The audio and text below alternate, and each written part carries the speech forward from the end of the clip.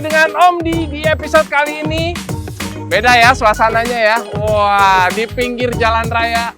Dan kali ini akan membahas seputar, akan ngobrol-ngobrol dengan salah seorang kritisi dan pakar lalu lintas. Beliau aktif dalam mengkritisi segala bentuk peraturan dan kebijakan dalam berlalu lintas agar nyaman untuk semua pengguna jalan. Dan saat ini Om Di sudah bersama dengan Ibu Ellen Tangkudung. Apa kabar Ibu? Baik, siap. Nah, Bu Ellen, pengen nanya-nanya nih, sejauh ini tanggapan Ibu mengenai seputar peraturan-peraturan, kebijakan-kebijakan yang dirilis oleh Korlantas sejauh ini gimana, Bu? Ya kan kita melihat sendiri ya, dengan mata kepala sendiri kita lihat bagaimana petugas lalu lintas itu sekarang mendapatkan banyak tantangan karena selain persoalan lalu lintas, kita juga sekarang menghadapi persoalan kesehatan. Kesehatan, ya, di situasi pandemik ini ya. Situasi pandemik dengan berbagai aturan yang juga harus dipenuhi. Ya, seperti tidak boleh berkerumun, tidak harus punya jarak antrian segala macam. Ya. Nah, dalam situasi itu saya melihat posisi dari polisian itu berusaha juga untuk ikut dalam selain mengatur lalu lintas, juga ikut dalam mengatur aturan-aturan terkait dengan PPKM, PSBB yang dulu ya. Nah, itu jadi ada tantangan sendiri ya, karena di mana-mana selain lalu lintas kan ada orang juga di situ. Ya, yang pas awal-awal PPKM itu kan ada jalan yang disekat-sekatin juga ya Bu ya. Ya. Jadi beberapa aturan harus disesuaikan. Ya. Itu terjadi bukan saja di Jakarta, di seluruh Indonesia. Di seluruh Indonesia ya. Di tempat-tempat wisata itu tantangan sendiri. Ya. Itu apalagi ya tempatnya berkerumun ya. Berkerumun. Padahal dengan kondisi seperti ini yang sudah hampir 2 tahun, banyak orang yang sudah ingin keluar ya, ingin juga berjalan keluar. Dan juga tantangan satu lagi adalah ekonomi. Ekonomi ya. Di mana ekonomi menurun sehingga juga ada juga persoalan-persoalan lain yang juga mungkin terkait juga dengan lalu lintas gitu. Oke. Nah, apa yang dilakukan adalah tetap yang harus dipenuhi oleh kepolisian adalah supaya bisa mengatur agar lalu lintas itu tetap lancar, tetap berjalan ya, flow-nya tetap dan baik, aman, dan yang paling penting juga berkeselamatan. Berkeselamatan itu sangat penting karena begitu ada orang yang kecelakaan terlalu fatal, itu juga bisa mengakibatkan keluarganya kondisi ekonominya menurun, misalnya dia kalau kepala berimpact ke semuanya, berimpact ke semua.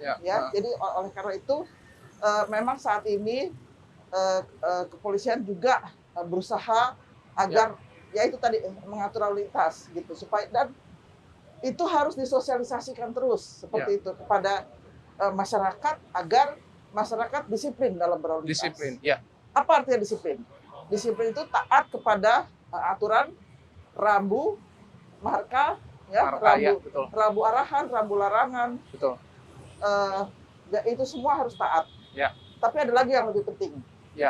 Beretika dalam berlalu lintas. Beretika dalam berlalu lintas, ya. Kalau etika itu tidak usah ada rambu, tidak usah ada sadar sendiri udah. Sadar sendiri. Bagaimana menghargai orang lain dalam berlalu lintas. Nah, itu yang perlu selalu juga disosialisasi oleh kepolisian kepada masyarakat gitu. Oke. Sekarang bagaimana tanggapan Ibu dengan kondisi lalu lintas di Indonesia saat ini? Ya, memang dalam kondisi pandemi ini perjalanan orang itu berkurang. Memang kita melihat ada pengurangan dalam kemacetan. Tetapi ini kan sementara, ya. Berikutnya nanti harus ada juga kenormalan baru gitu ya. Kenormalan baru. Tapi belakangan juga udah mulai ini, Bapak. Udah mulai rame lagi jalannya. Sudah mulai normal, sudah mulai normal ya. Sudah. Nah, itu juga menurut saya kepolisian tuh harus mulai berubah juga untuk banyak menggunakan teknologi. Ya, seperti adanya etle, kamera-kamera, karena kalau terjadi kemacetan dan mengandalkan polisi dalam mengandalkan matanya untuk melihat apa tadi ganjil genap misalnya ya. Pasti akan ada keterbatasan ya Ibu Pasti ya. ada keterbatasan. Makanya dibantu oleh teknologi. Ya, jadi teknologi itu harus diterapkan baik di mereka yang di kantor juga di lapangan. Jadi polisi-polisi di lapangan juga harus ini punya punya peran dalam menerapkan teknologi itu. Gitu. Oke. Nah, sekarang ini yang terakhir yang yang saya juga pengen tahu banget dari Ibu sebagai seorang pakar dalam lalu lintas. Harapannya Ibu apa sih ke depannya Ya, terhadap tertib berlalu lintas itu sendiri dan terhadap Korlantas? ya harapan kita semua ya. Ya. Harapan kita semua kan lalu lintas itu dimanapun berada di kota, di antar kota itu adalah kelancaran. Ya, bagaimana caranya mendapatkan kelancaran? Kita semua harus tertib, itu yang pertama. Tertib. Yang kedua, harapannya selalu berkeselamatan. Ya. Berkeselamatan artinya jangan terjadi kecelakaan karena banyak hal. Jadi kecelakaan itu karena manusia, karena kendaraan, maupun karena jalan dan situasi alam. Ya. Hujan misalnya banjir. Tapi yang paling tinggi adalah karena manusia. Jadi harapannya agar semua orang dalam berlalu lintas itu selalu meningkatkan pengetahuannya tentang lalu lintas sehingga bisa menerapkan ketaatan terhadap aturan maupun etika tadi ya. Etika tadi ya. Nah, tapi di balik itu apa perannya polisi? Peran polisi adalah penegakan hukum.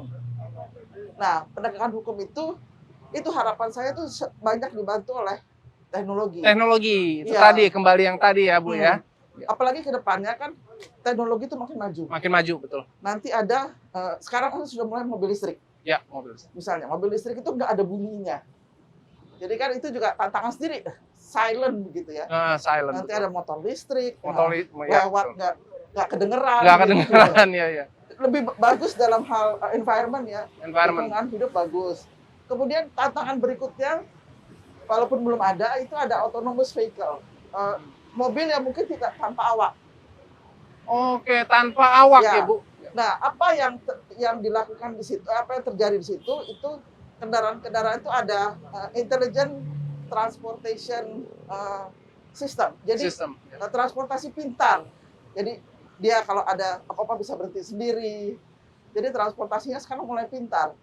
Di mana peran polisi di situ? Nah, itulah harapan saya supaya polisi terus berinovasi terus, betul. Ya, supaya perkembangan teknologi juga bisa diikuti dan juga jangan lupa di polisi yang di jalan, yang di lapangan itu juga diberi informasi-informasi tentang teknologi yang makin maju, ya. Termasuk CCTV, ya, termasuk pengetahuan tentang kendaraan-kendaraan yang mulai baru. Ya. Gitu.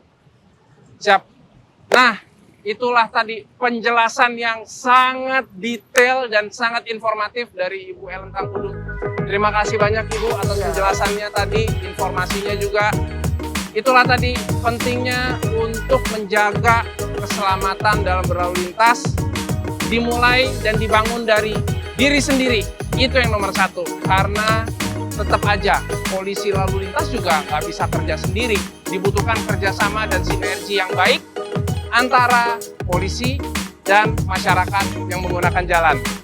Terima kasih sudah menyaksikan episode kali ini. Stop pelanggaran, stop kecelakaan, keselamatan untuk kemanusiaan, karena jalan ini jalan kita bersama.